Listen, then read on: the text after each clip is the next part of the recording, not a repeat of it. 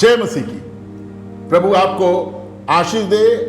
आपका प्यार, आपकी प्रतिक्रियाएं हमें बराबर मिलती रहती हैं और हम आपके प्रतिक्रियाओं से, आपके प्यार से हमेशा उत्साहित रहते हैं।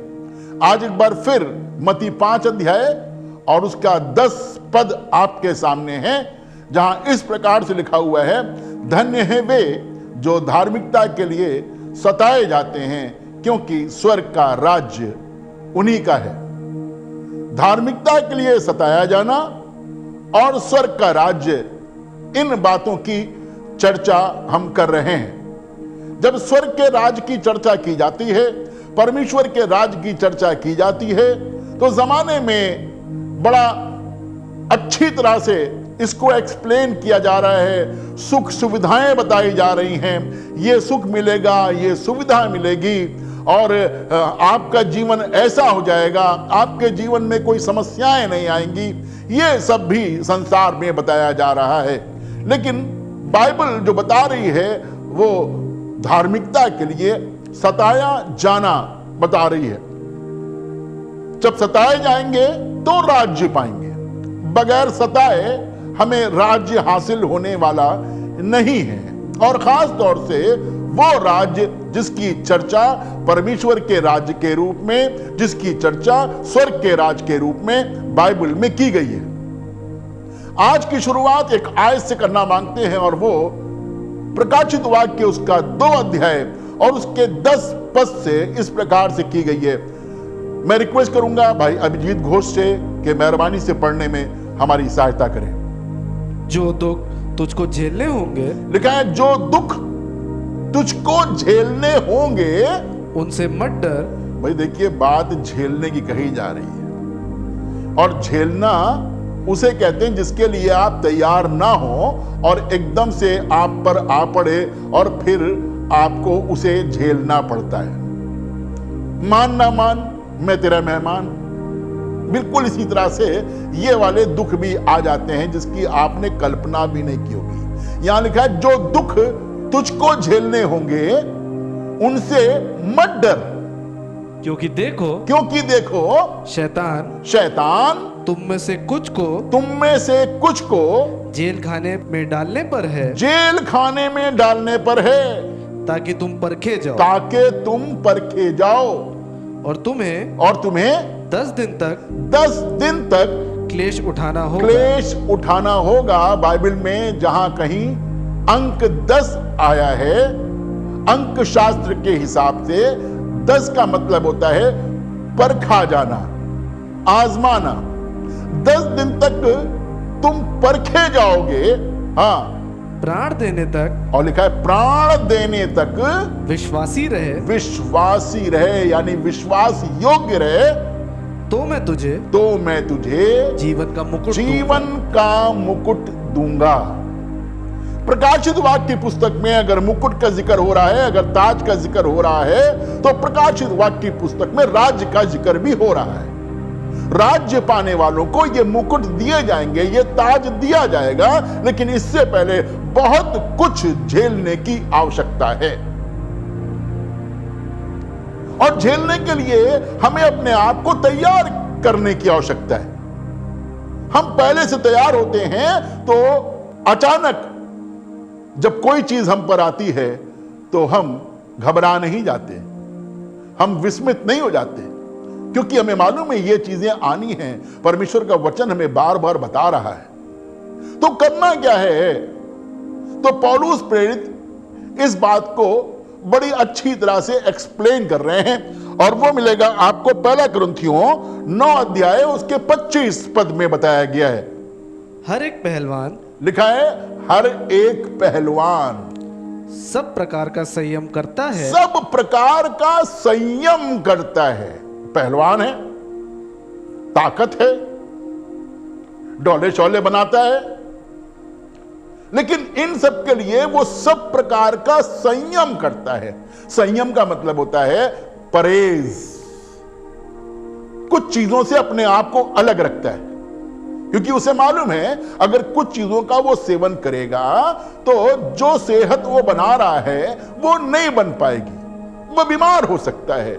उसकी सेहत खराब हो सकती है, इसलिए वो संयम करता है। बिल्कुल ऐसा जैसे कि जब आप किसी डॉक्टर के पास में इलाज कराने जाते हैं तो डॉक्टर आपसे कहता है देखो भाई, ये खाना, ये खाना, ये खाना, ये खाना और ये चीजें नहीं खाना, इनका परहेज करना। अगर ये चीजें आप खाओगे तो फिर ये दवाई जो है वो असर नहीं करेगी। तो कुछ चीजों से परहेज करने को कहा जाता है। और यहां भी पौलुस बता रहे हैं कि पहलवान सब प्रकार का संयम करता है, परहेज करता है। वे तो एक, लिखा है वे तो एक मुरझाने वाले मुकुट को पाने के लिए ये सब करते हैं। ये संयम, ये परहेज एक मुरझाने वाले मुकुट को पाने के लिए करते हैं। परंतु हम तो उस मुकुट के लिए करते हैं जो मुरझाने का नहीं। दौड़ी जाती है, दंगल लड़े जाते हैं, प्रतिस्पर्धा होती है, प्रतियोगिताएं होती हैं, जीतने पर मेडल मिलता है। कुछ समय के बाद में इसकी जो चमक होती है वो धूमिल पड़ जाती है।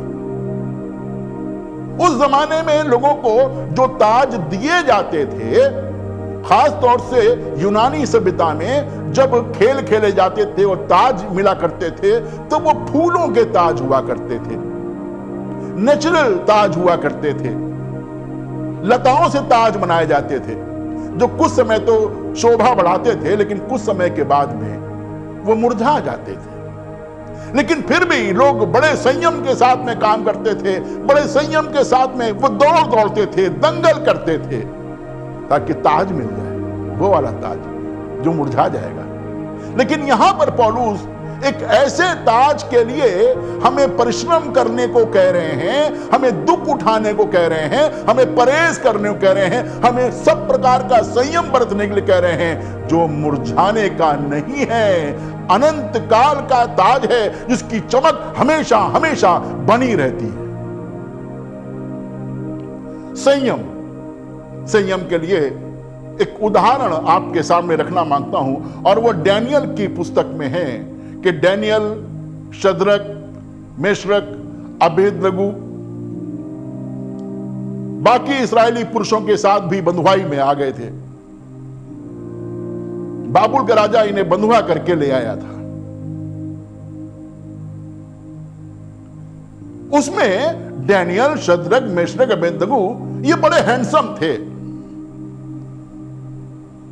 तो राजा ने सोचा इन्हें अपने राजकाज के लिए रख लेते हैं, इनसे कुछ काम कराएंगे, तो इनको अच्छा वाला खाना खिलाएंगे, बढ़िया बढ़िया इनको पीने का सामान देंगे। उस जमाने में बढ़िया खाने हुआ करते थे, राजा की मेज पर बढ़िया किस्म की शराब हुआ करती थी। तो इन्हें ठहराया गया कि भैया इनको बढ़िया खाना दिया जाए और इनको बढ़िया किस्म की शराब दी जाए। लेकिन डैनियल 1 अध्याय उसके 8 पद से अगर आप इस किस्से को पढ़ेंगे तो वहां लिखा है, डैनियल और उसके साथियों ने यह ठान लिया था कि राजा की मेज के भोजन से अपने आप को वो अपवित्र नहीं करेंगे। इन्होंने देख लिया था, इन्होंने जान लिया था कि राजा की मेज पर कुछ ऐसा भोजन होता है, कुछ ऐसा पीने का होता है जिससे कि ये अपवित्र हो जाएंगे। तो इन्होंने उस प्रधान को बुला करके उससे कहा, जिसके हाथ में सब इंतजाम करना था, उससे कहा देखो हमारे खाने के लिए सादा भोजन ही देना, साग पात ही देना और पीने के लिए सादा पानी देना। तो वो प्रधान कहने लगा कि ऐसा कैसे हो सकता है, तुम्हारा भोजन तो राजा की तरफ से ठहराया गया है। डैनियल ने कहा सादा भोजन देकर, सादा पानी देकर 10 दिन तक हमें परखना। 10 दिन तक परखे गए, सादा खाना खा रहे थे, सादा पानी पी रहे थे, अपने आप को पवित्र बनाए हुए थे, क्योंकि डैनियल को और इसके साथियों को यह मालूम था कि अगर हम परहेज करेंगे, अगर हम संयम बरतेंगे, तो हम इनको यह दिखाने पाएंगे कि परमेश्वर मनुष्यों के बीच में किस तरह से राज करता है और जिसको चाहता है उसे देता है।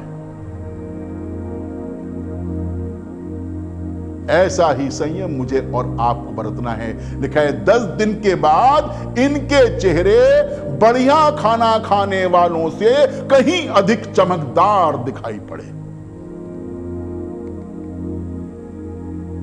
संयम बरतिए, अपने आप को झेलने के लिए तैयार कीजिए, दुख उठाने के लिए तैयार रहिए, क्योंकि हमारा परमेश्वर मुझे और आपको राज्य देने पर है।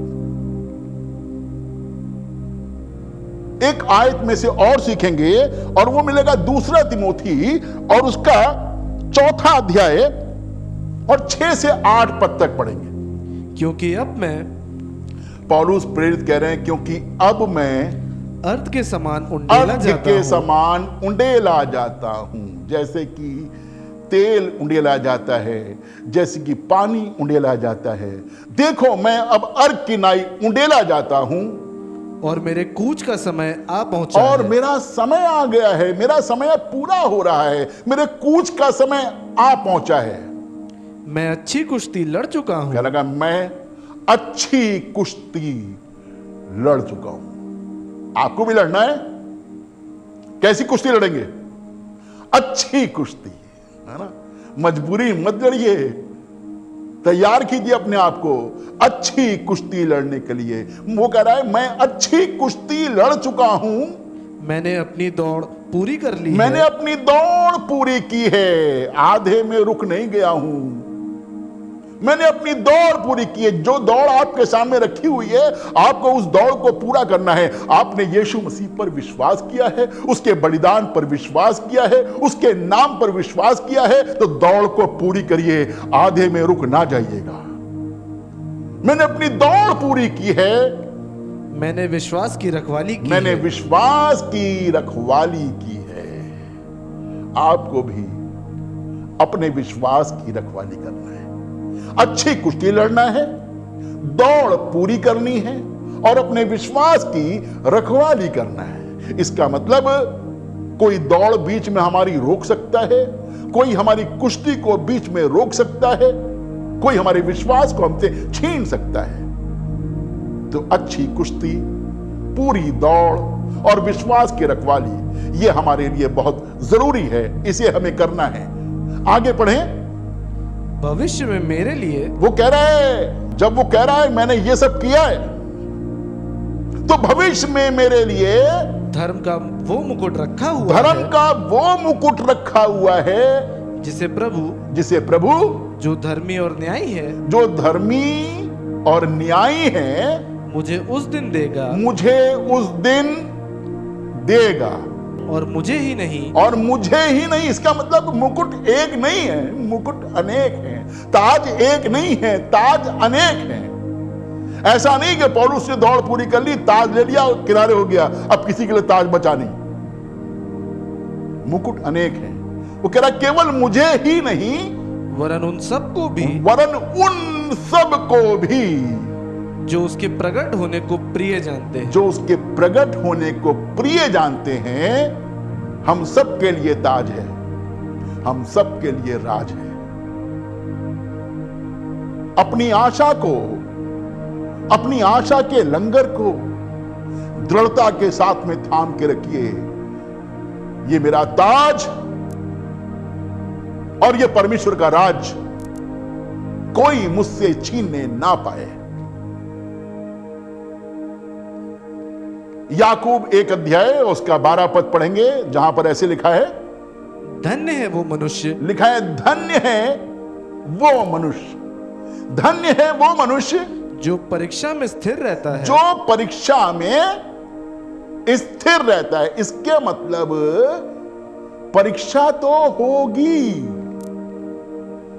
हम बगैर परीक्षा के उत्तीर्ण नहीं हो सकते, पास नहीं हो सकते, प्रमोट नहीं हो सकते। उन्नति नहीं कर सकते। तो परीक्षा तो होगी, शैतान तुम्हें परखने पर है, हमने शुरू में देखा। धन्य है वो व्यक्ति जो परीक्षा में स्थिर रहता है, जो परीक्षा में स्थिर रहता है। हमें परीक्षा में स्थिर रहने की जरूरत है। मैंने भी बहुत इम्तिहान दिए हैं, बहुत सी परीक्षाएं दी हैं, और जिस समय पढ़ करके कायदे से नहीं जाता था तो उचक के कभी उसकी कॉपी देख रहा हूं, कभी उसकी कॉपी देख रहा हूं। तो जो एग्जामिनर होता था, क्या कर रहे हो, बैठो, ठीक से बैठा नहीं जाता है, उसको भी देखो कैसे लिख रहा है, नजर उसकी डेस्क पे बनी हुई है, तुम उचक रहे हो। ऐसे बहुत से लोग होते हैं मेरी तरह, जो जब परीक्षा में होते हैं तो उचकते रहते हैं, कभी इधर देख रहे हैं, कभी उधर देख रहे हैं। इधर उधर मत ताक, मैं तेरा परमेश्वर हूं। धन्य है वो व्यक्ति जो परीक्षा में स्थिर रहता है, क्योंकि वो खरा निकलेगा। कैसा निकलेगा? खरा निकलेगा। आपको कैसा निकलना है? मुझे कैसा निकलना है अपनी परीक्षा में? खरा निकलना है, ताकि वो खरा निकलकर जीवन का वो मुकुट पाएगा जिसकी प्रतिज्ञा प्रभु ने अपने प्रेम करने वालों से की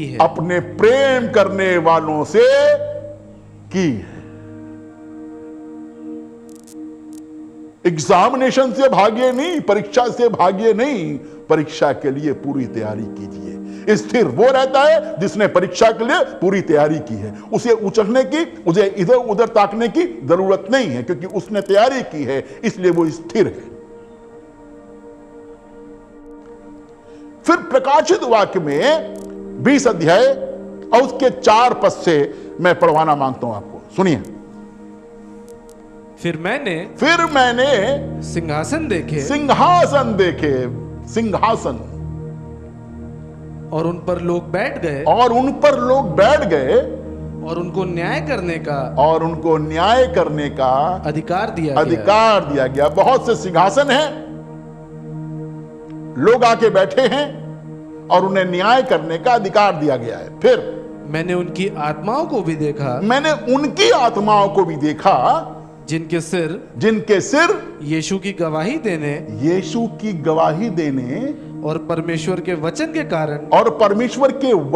कारण काटे गए थे। वो आत्माएं भी सिंहासन के सामने खड़ी हुई थी, जिनके सर काटे गए थे, जिन्होंने परमेश्वर का वचन सुनाया था, जिन्होंने यीशु मसीह की गवाही दी थी, दुख उठाया था, प्राण का दुख उठाया था। ऐसे लोग, और जिन्होंने ना उस पशु की और ना उस मूर्ति की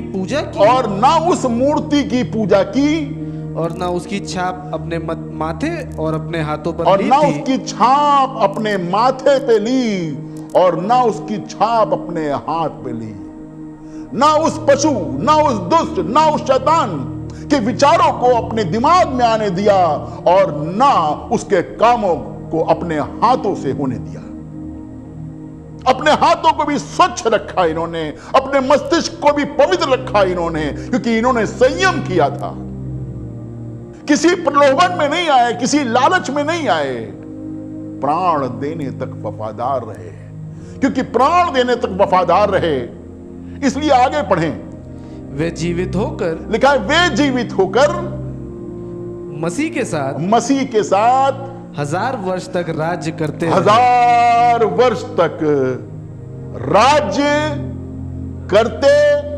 रहे। हालेलुया। जो दुख उठाएगा, जो धार्मिकता के लिए सताया जाएगा, वो राज्य करेगा।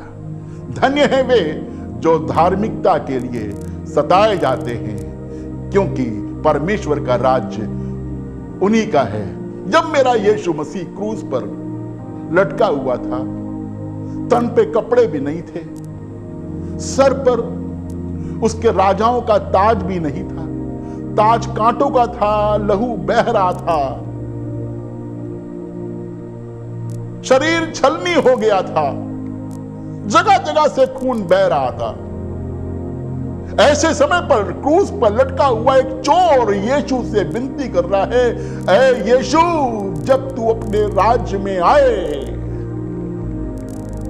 तो मुझे भी याद करना। यीशु मसीह ने यह नहीं कहा कि देख मेरे तन पे कपड़े नहीं है, मेरे पास इस समय कोई सिंहासन नहीं है। नहीं, इस चोर ने एक राजा को यीशु मसीह में देख लिया और यीशु मसीह तो अपने राज की बात कर ही रहा था, परमेश्वर के राज की बात कर ही रहा था। 3.5 साल के समय में उसने केवल परमेश्वर के राज के बारे में बताया, स्वर्ग के राज के बारे में बताया। आज इस चोर से कह रहा है, मैं तुझसे सच सच कहता हूं, आज ही तू मेरे साथ स्वर्ग लोक में होगा। एक राजा ही इतना बड़ा आश्वासन दे सकता है। मुझे नहीं मालूम कि आप जो आज इस संदेश को सुन रहे हैं आपकी दशा कैसी है, लेकिन मुझे यह मालूम है कि क्रूस पर लटके हुए उस यीशु की ओर देख लीजिए और उससे कहिए, है यीशु, जब तू अपने राज में आए तो मुझे भी याद करना। और वो आपसे आज ही कह देगा, इसी समय ये वचन आपके पास में आ जाएगा कि तू आज ही मेरे साथ स्वर्गलोक में होगा। धन्य है वे जो धार्मिकता के लिए सताए जाते हैं, क्योंकि स्वर्ग का राज उन्हीं का होगा। आइए हम प्रार्थना करें। प्यारे खुदावंद, हम शुक्रगुजार हैं कि अगरचे सताए जाते हैं, दुख उठाते हैं, पीड़ाओं को सहते हैं, परहेज करते हैं, सब तरह का संयम बरतते हैं, तो प्रभु ये इसलिए है क्योंकि तूने ये वायदा किया है कि स्वर्ग का राज्य हमारा है। तू स्वर्ग का राज देने पर है। खुदावन, तूने वायदा किया है कि तू हमको वो ताज देगा जो मुरझाने का नहीं। आज हमारे बहुत से लोग सताए जा रहे हैं, बहुत से लोग दुखी हैं, बहुत से लोग शोकित हैं, बहुत से लोगों के आंखों से आंसू बह रहे हैं, समझ में नहीं आता क्या करें। ऐसी असमंजस की हालत में प्रभु, जब वो तुझे देख करके पुकारते हैं तो बड़ा आश्वासन मिलता है, यकीन मिलता है, क्योंकि तू कह देता है, आज ही तू मेरे साथ स्वर्गलोक में होगा। प्रभु, बहुतों के अंदर ये विश्वास पैदा हो कि तू उन्हें स्वर्ग के राज में प्रवेश करा सकता है। हमारे सुनने वालों पर तेरा अनुग्रह बना रहे, यीशु मसीह के नाम से मांगते हैं, आमीन।